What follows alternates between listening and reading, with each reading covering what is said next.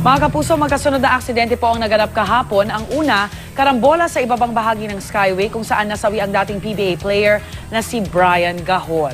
12 sasakyan naman ang nagkarambola sa C5 Kalayaan pagdating ng hapon. Sa ganitong mga aksidenteng maraming sangkot na sasakyan, sino ang may pananagutan? Sino? Yan ang ipaliliwanag ng ating kapuso sa batas, Attorney Gabby Concepcion. Attorney Gabby, good morning. Good morning. Sino nga ba? Eto na nga, umpisahan na natin. Oo. Sino ba, attorney, ang dapat panagutin sa batas sa mga sangkot dito sa karambola? Well, of course, meron tayong bago. May kasabihan na he who is the cause of the cause is the cause of the evil cause. Please, Meron niyang Latin version pero mas magulo. Pero ang gusto lang natin sabihin, kung sino man ang ugat ng yung pangyayaring ganyan, siya ang responsible for everything. So, mapupunta ulit tayo sa general rule na kung may pagpapabaya ang isang tao, siya yung may liabilidad para sa lahat ng damages na naging resulta dito. So, kahit na anong kaso yan, kailangan natin malaman kung ano ba yung facts o mga pangyayari bago tayo maghusga to determine whether or not meron ng pagpapabaya. So, isa-isang aksidente sa mga kotse, kailangan natin tingnan kung ano nga ba ang dahilan kung bakit nagkaroon ng ganitong pangyayari. Anong nangyari? Sino bang may kasalanan? Nakainom ba ang driver? Correct. Diba? Siya ba ay inaantok, nagte-text habang nagmamaneho o nagsispeeding sa kalsada? So kung merong ganitong pagpapabaya, siya nga ang mananagot sa lahat ng sakunang nangyari. And it doesn't also need to be yung kasalanan ng driver. Yes. Diba? Baka overloaded ba yung isang truck? Correct. Or kalbo ba ang kanyang mga gulong? Yan yung kailangan mong malaman. At ultimately, siya ang may kasalanan, whether kasalanan ng driver o kasalanan ng pag-maintenance O baka ng may sasakyan. problema sa kalsada. Hindi Or mo may- alam, may maling Pwede whatever, rin, di ba? of course. Pero, attorney, paano sa ganitong kaso na nagtuhog-tuhog at nasunod-sunod ang nagkabanggaan? Ibig sabihin ba niyan, yung nauna ang mananagot para sa lahat dapat? Well, kung yung malamang yung nauna ang Siya yung dahilan, siya yung cause. dahilan Oo, kasi nga sunod-sunod na sila.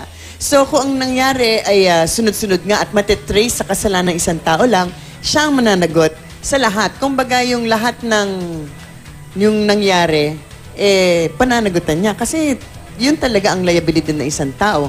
At ito nga yung sinasabi nating el que es causa de la causa es causa del mal causado. I love it. Kung sino man ang ugat ng problema, dapat lamang nasagutin niya ang lahat ng yan.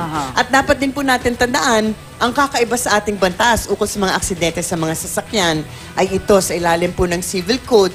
Kung ang isang tao ay guilty ng isang traffic violation, may assumption kaagad ang batas na siya ang negligent. So kunwari, yan nga, katulad ng speeding ba siya? Or actually, kung minsan, kung wala kang dalang lisensya. Diba? Yes. Mababaliktad ngayon ang presumption ng batas. Correct. At iisipin ng batas, ikaw ang may kasalanan, ikaw ang magpakita na hindi ka naging pabaya. Kasi usually kung walang ganong presumption ng batas, yung mga taong humahabol sa'yo will have to prove na ikaw ang may kasalanan pero meron kang violation, nababaliktad ngayon ang proseso, siya ngayon ang may obligasyon to prove na hindi siya pabaya. At pag hindi niya magawa ito, talagang pananagutan niya, hindi lamang sa sariling damage niya o sa mga pasahero niya, pati na rin doon sa mga nabangga niya at yung nabangga nung nabangga niya. Okay, Kasi attorney. nga, dire-diretsong ganun. Ato, para sa kaalaman ng lahat, ano ba ang dapat gawin kung involved sa isang traffic incident? Kailangan bang kumuha agad ng police report? Di ba, nagkuhaan pa ng picture dyan? That's always, mas lalo na ngayon na talagang napaka-accessible ng mga camera natin, dapat po. So, pero of course, bago ang lahat, titingnan nyo muna kung may nangangailangan ng saklolo at medical attention. Correct. Lalo na kung Yes, kayo ang yes, guilty, yes. kasi krimen din yan. Pag iniwan mo yung biktima mo, it's a crime to leave your own victim.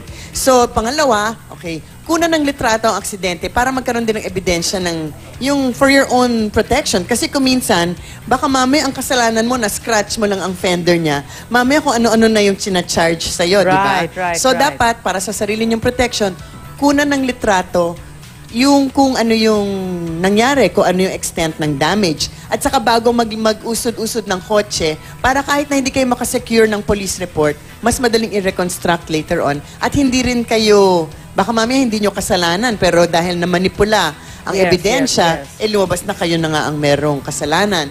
Tapos bilangin at kunin ang mga pangalan, telephone number, driver's license number nung nabangga ninyo Right. or yung ka-involve nyo dun sa insidente. At ito lahat para po sa protection nyo later on. Kasi nga baka biglang dumami ang mga taong nagkiklaim. Aha. Halimbawa, na hindi nyo binilang. Kunwari, dalawa lang yung nakasakay, mamaya ang nagsasabing, naku, masakit yung aming leeg, na whiplash kami. Oo, oo, 5-6 na yung nagkiklaim, Yes, di ba? yes. So for your own protection, talagang kunan nyo ng litrato, kunin ng mga detalye kung sino at ilan ang pasahero.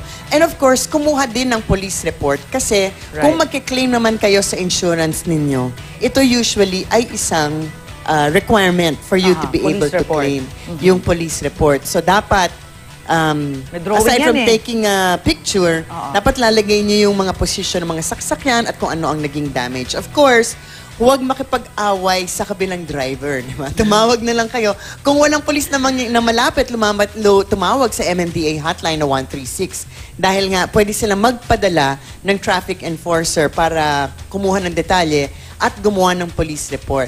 Kunin ang pangalan ng police o traffic enforcer para malaman nyo ang status ng police report ninyo. So in the end, tuwing sumasakay ng kotse, palaging tandaan na nakasalalay sa inyo, hindi lamang yung buhay ninyo, pero yung buhay ng ibang tao. Para naman sa mga employer, ng mga driver, kanutulad na ng pagpapabaya, in the end, tandaan ninyo, dapat maging yung masugid sa yung selection ng mga driver ninyo. Yes. Kasi, pag nagkaroon ng pagpapabaya, diretso, parang hindi siya, diretso ang liability ng employer. Unless he proves na talagang pinili niya, maganda talagang track record, pati ang supervision.